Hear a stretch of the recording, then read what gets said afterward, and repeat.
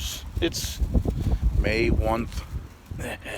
And I've kind of prostituted myself, or solicited some Starbucks.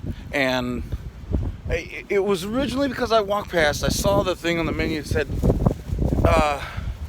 honey cat milk latte. And I was like, oh my God, they finally made a coffee that appeals to spinsters. But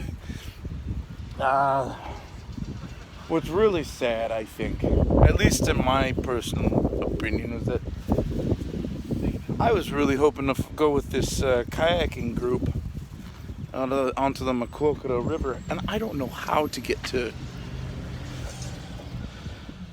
I don't know how to get to Maquoketa River, and the kayaking group wasn't there. So, once again, I gotta do everything myself. I'm still not getting on social media more than I already am. Ain't that a bitch?